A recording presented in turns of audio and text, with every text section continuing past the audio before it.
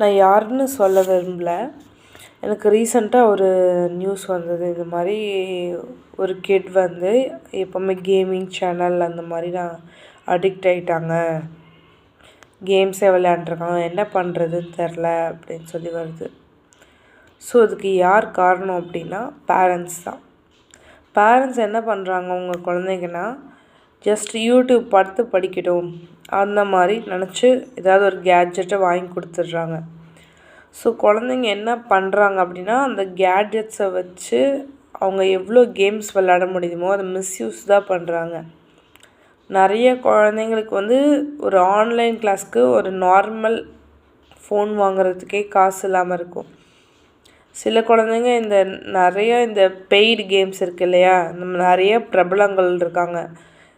ஜூபி விளையாடுங்க, லூடோ விளையாடுங்க, அது பண்ணுங்கள், இது பண்ணுங்கள், பெட் பண்ணுங்கள், பெட்டில் வின் பண்ணுங்கள், அப்படி இப்படின்னு சொல்லி சொல்கிறாங்க. ஸோ வந்து உங்களுக்கு இந்த சீரியஸ்னஸ் புரிய மாட்டேங்குது. எப்படி வந்து அவன் பெட்டில் இப்போ வின் பண்ணலன்னா அது எவ்வளோ அமௌண்ட் போகும். ஏன் நம்ம ஆக்டர்ஸ் கூட நிறைய பேர் வராங்க இந்த அட்வர்டைஸ்மெண்ட்டில். லூடோ கேலோ ஜீத்தோ லாக்கோ அப்படின்னு சொல்லிட்டு வருவாங்க. அப்புறம் வந்து ரம்மி சர்க்கிளில் வராங்க. அதெல்லாம் கூட விட்டுடலாம். சில நடிகர்கள் வந்து இந்த மாதிரி சாராய் அட்வர்டைஸ்மெண்ட்டில் வராங்க. அதெல்லாம் கூட எப்படி அவங்களால செய்ய முடியுதுன்னு தெரில. அதிகமாக பேசினா பாலிட்டிக்ஸ் பேச வேண்டியதாகிடும். ஸோ நான் என்ன சொல்கிறேன்னா, முடிஞ்ச வரைக்கும் உங்களால் எவ்வளோ கேம் அடிக்ஷனை கம்மி பண்ண முடியுமோ அது கம்மி பண்ணுங்கள். லைக் பேரண்டல் கண்ட்ரோல்னு ஒரு ஆப் இருக்குதுன்னு நான் கேள்விப்பட்டேன். அந்த ஆப் மூலிமா நம்ம குழந்தைங்கள என்ன பண்ணுறாங்கன்னு கண்ட்ரோல் பண்ண முடியும். ஸோ அந்த ஆப் வச்சுக்கிட்டிங்கன்னா எப்போ அவங்க கேம் விளையாடுறாங்க, எப்போ என்ன பண்ணுறாங்கன்றது தெரிஞ்சிடும். ஸோ நம்ம ஏமாற முடியாது. அவங்க போகிற ஒவ்வொரு வெப்சைட் எல்லாமே அது காட்டும்னு நான் கேள்விப்பட்டேன். அந்த ஆப் டிஸ்கிரிப்ஷன் நான் வேணால் கேட்டு உங்களுக்கு சொல்கிறேன். அந்த மாதிரி ஏதாவது கண்ட்ரோல் பண்ண பாருங்கள் உங்கள் குழந்தைங்கள. ஏன்னா நீங்கள் ஆஃபீஸில் இருப்பீங்க, பேரண்ட்டாக உங்கள் ஹஸ்பண்ட் இல்லைனா ஆஸ் அ ஒய்ஃபாக நீங்கள் இருந்தீங்கன்னா அந்த ஆப் வச்சுருந்தீங்கன்னா டக்குன்னு உங்களை மானிட்டர் பண்ணிகிட்டே இருக்கலாம்.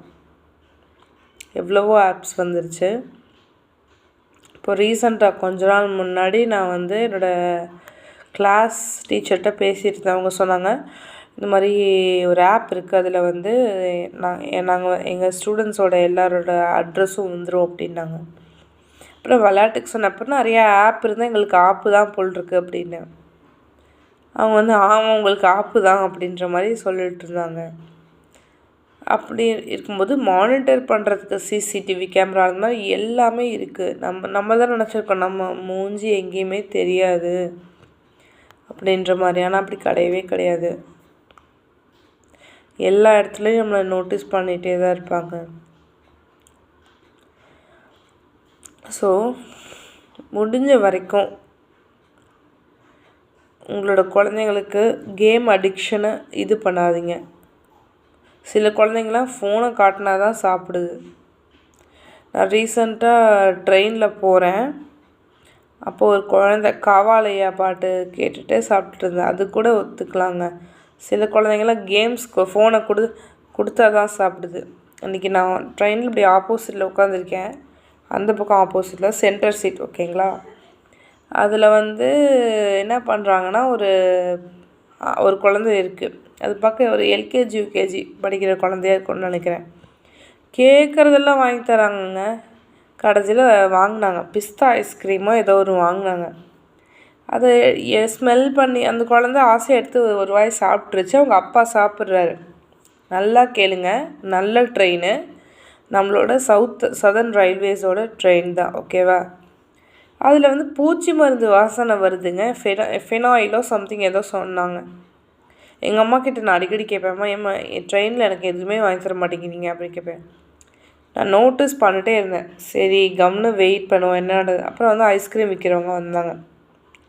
யார் ஐஸ்கிரீம் விற்கிறா? நம்ம ஸ்டாஃப்ஸ், ஓகேவா. எந்த ஸ்டாஃப்ஸு? அந்த கேன்டீன் ஸ்டாஃப்ஸ் விற்பாங்க. என்ன இந்த மாதிரி ஸ்மெல் வருது அப்படின்னா இன்னொரு ஐஸ்கிரீம் எடுத்து கொடுத்தாங்க.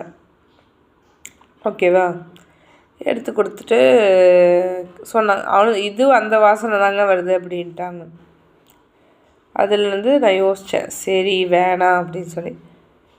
இன்னும் ஒரு ஒரு 6 வருஷத்துக்கு முன்னாடி ஒரு வீடியோ வைரல் ஆச்சு. அதில் என்ன வந்துருந்ததுன்னா, டாய்லெட் வாட்டர் இருக்கும் இல்லையா, டாய்லெட் வாட்டர் அதில் காஃபி ஆகணும், அதில் காஃபி கலக்கிற மாதிரிலாம் வந்தது. சரி, நான் அப்போ முடிவு பண்ணது தான். நான் அதாவது வாங்குறதுனா குடிக்கிறது அப்படின்னா வெளியே, டீ காஃபி, ஓகேவா? அது குடிக்கிறதுனா எங்கேயாவது ஸ்டாப்பிங் இறக்குவாங்க, டக்குன்னு அங்கே வாங்கிட்டு வந்துடலாம். மீதி நம்பி குடிக்கவே கூடாது அப்படின்னு நான் முடிவு பண்ணிட்டேன். இது ஒன்றா. அதுக்கப்புறம் ஒரு காமெடியான விஷயம், நாங்கள் 300 கொடுத்து நானும் என் அம்மாவும் தேட்டருக்கு போய் படம் பார்த்துட்ருந்தோம். சரி தான் சாப்பிட்லாம் தேட்டரில் அப்படின்னு போய் பார்த்தம்போது பாப்கார்னோட விலை எல்லாமே எகிரி இருந்தது. சரி அப்படின்னு சொல்லிட்டு வந்தாச்சு. ஸோ நான் என்ன சொல்ல வரேன் அப்படின்னா, எதுக்கு விலை ஏற்றுறது எதுவுமே வரமுறை இல்லாமல் போயிடுச்சு. நீங்கள் இந்த வீடியோ பார்க்குற 2K கிட்டாக இருந்தீங்கன்னா, நான் ஒன்று சொல்கிறேன், உங்களால் அதை ரிலேட் பண்ண முடியுமான்னு பாருங்கள்.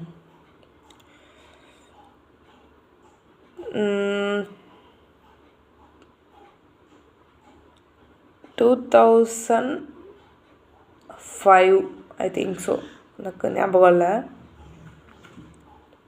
சம்திங், ஆமாம் 2005 அந்த மாதிரி ஒரு காலகட்டம்னு வச்சுக்கலாம். அப்போது இந்த ஊரில் பரோட்டாவோட ப்ரைஸ் 2 ரூபா, வெறும் 2 rupees. இப்போது அதே பரோட்டாவோட ப்ரைஸ் 20 rupees. ஓகேவா? ஸோ இதில் நம்ம என்ன தெரிஞ்சுக்கலான்னா, விவசாயம் அப்படிங்கிறது அழியுது, ரேட்டை ஏற்றிட்டே இருக்காங்க.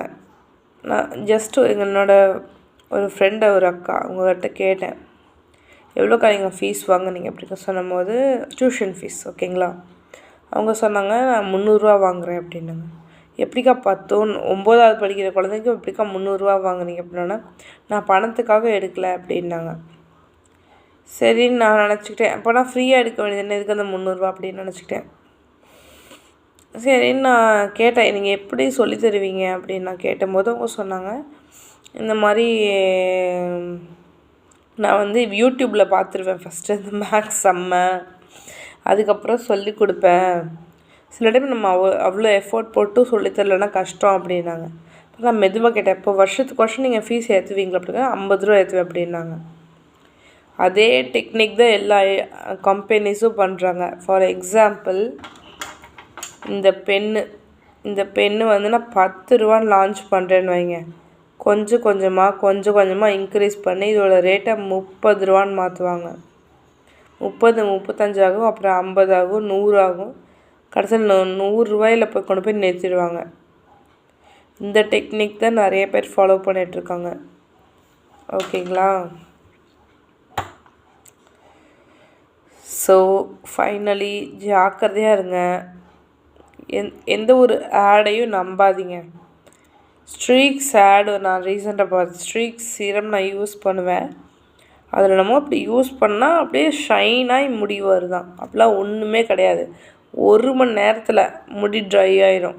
அதுக்கு நார்மலாக இந்த மாதிரி எண்ணெய் வச்சா கூட முடி செட் ஆகிருக்கும்.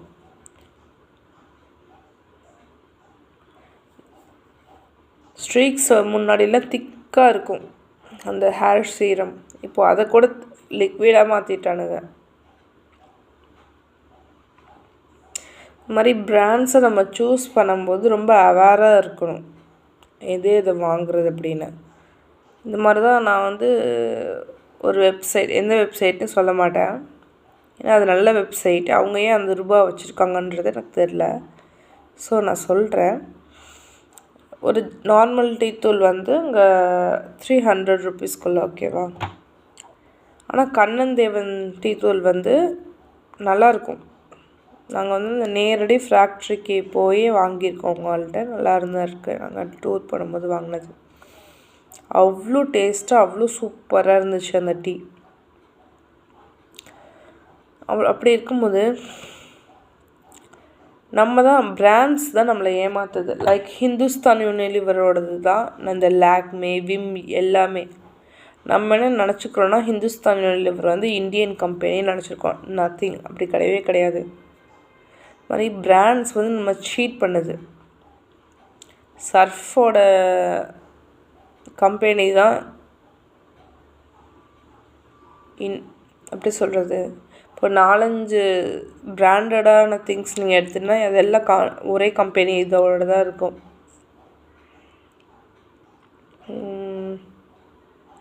நீங்கள் நினைக்கலாம் ஏன் இப்படி, அதாவது அந்த லோகோ டிசைன் அந்த பிராண்டுக்காக தான் அந்த இது பண்ணுறாங்க.